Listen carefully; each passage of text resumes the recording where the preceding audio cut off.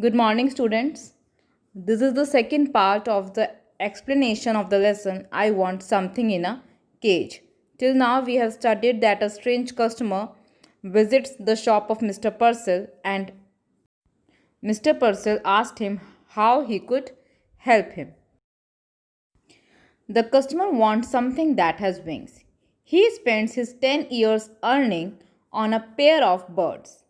What he does after buying the birds is the strangest act Mr. Purcell has ever seen. The man's shiny shoes squeaked forward. His suit was cheap, ill fitting, but obviously new. He had a shuttling glance and close cropped hair. Ignoring Purcell for the moment, he rolled his gaze around the shadowy shop. Students, in this paragraph, the physical appearance of the customer has been described. He was wearing shiny shoes and his suit was cheap. It was ill fitting, but it was new. He had a shuttling glance. It means he was looking at one place and then the another. He was looking out for something. He had close cropped hair. It means he had short hair. Ignoring Purcell for the moment, he rolled his gaze around the shadowy shop. A nasty morning, volunteered the shopkeeper. So Mr. Purcell said, a nasty morning. Nasty means a bad morning. He clasped both hands across his melon like stomach and smiled impotently. I see by the paper we are in for a cold spell. Now, what was it you wanted? Mr. Purcell started a conversation with the customer and told him that winters were going to come, and then he asked him what he wanted. The man stared closely at Mr. Purcell as though just now aware of his presence. He said, I want something in a cage. Something in a cage? Mr. Purcell was a bit confused. You mean some sort of pet? As Mr. Purcell was having a pet shop, he asked the most obvious question. Do you want some sort of pet? I mean what I said, snapped the man. Snapped means to speak in a loud voice, okay? Something in a cage, something that is small. I see, hastened the storekeeper. Who was the storekeeper? Mr. Purcell. Hasten means to speak quickly, okay? Not at all certain that he did. His eyes narrowed gravely and he pursed his lips. Now Mr. Purcell became serious and he started guessing the kind of pet the customer wanted. Now let me think. A white rat, perhaps. I have some very nice white rats. No, said the man, not rats. Something with wings, something that flies. A bird, exclaimed Mr. Purcell. Now Mr. Purcell got the idea what exactly the customer wanted. He wanted a bird. A bird is all right. The customer pointed suddenly to a suspended cage which contained two snowy birds. Doves? How much for those? So, students, there was a pair of doves in a cage and the customer asked for the price.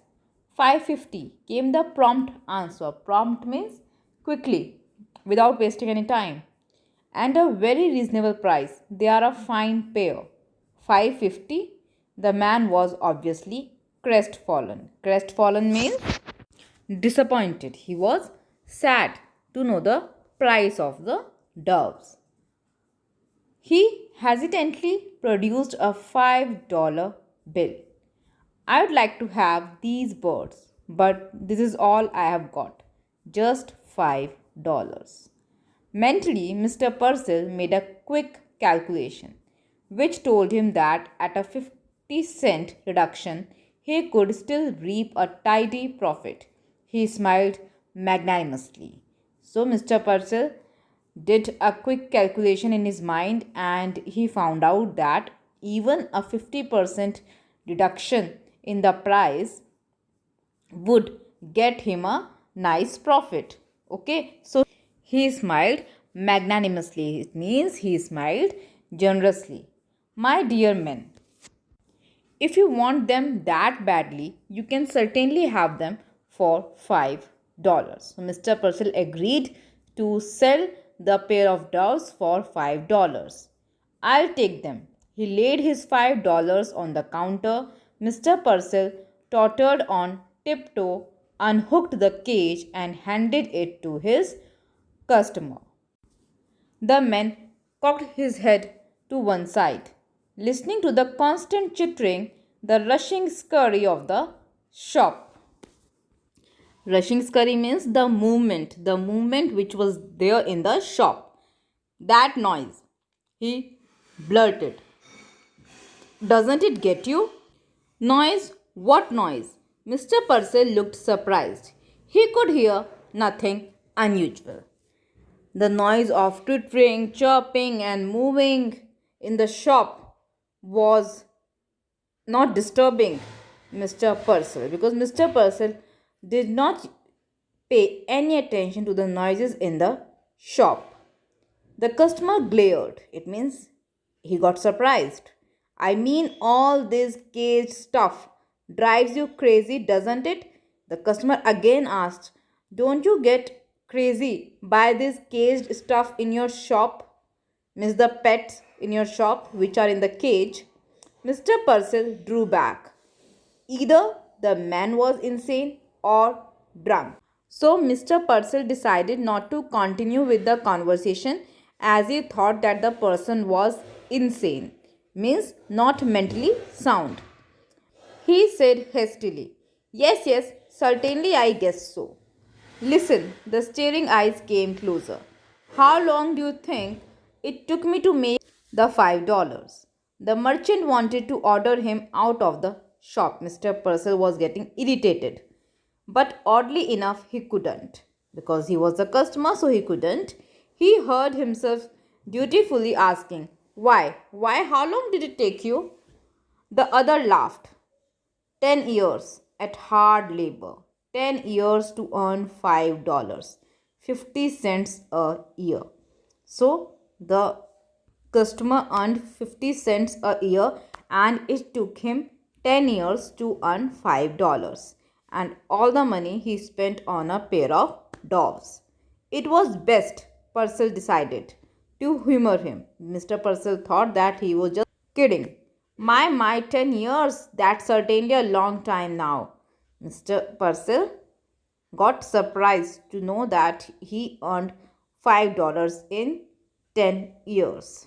They give you $5, laughed the man, and a cheap suit and tell you not to get caught again. Mr. Purcell mopped his sweating brow. Now about the care and feeding of your doves, I would advise. The customer wanted to talk to Mr. Purcell about his job, about the work he did to earn $5, but Mr. Purcell was not interested, so he decided to tell him about the care and feeding of the doves he had purchased. Bah! The man swung around and stalked abruptly from the store. So the customer walked out of the store. Purcell sighed with sudden relief. Now Mr. Purcell was relieved.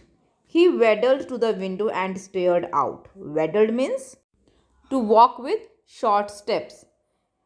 Just outside, his peculiar customer had halted. So this peculiar means strange customer was there.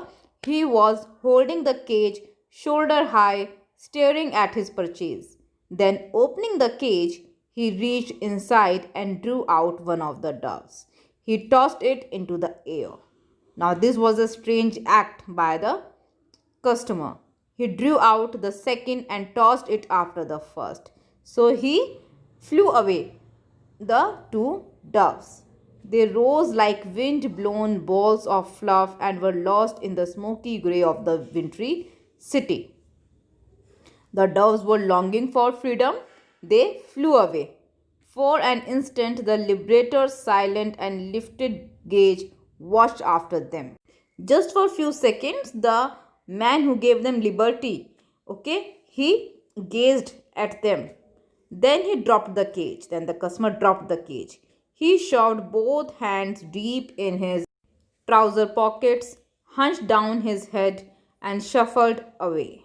Shoved means push. So he pushed his hands into his pocket. He hunched down his head. It means he moved He bent his body forward and he shuffled away. He moved. The merchant's brow was puckered with perplexity. It means the merchant, Mr. Purcell, was confused. So desperately had the man desired the doves that he had let him have them at a reduced price. Mr. Purcell was thinking that the man desired this pair of doves so much that he decided to sell them at a reduced price. But he was so surprised to see that the man spent his 10 years of earning only to give freedom to a pair of doves, and immediately he had turned them loose. Now, why? Mr. Purcell muttered. He just whispered. Did he do that? Means he was surprised. So he was asking himself that did it actually happen? He felt vaguely insulted. He felt insulted because, on the one hand, he was telling him how to take care of the doves, how to feed them. On the other hand, this person who had spent all his earnings on a pair of doves, he flew them away. So, this was a strange act. Now, students, if you have any doubt in the part explained today, you can ask. Thank you.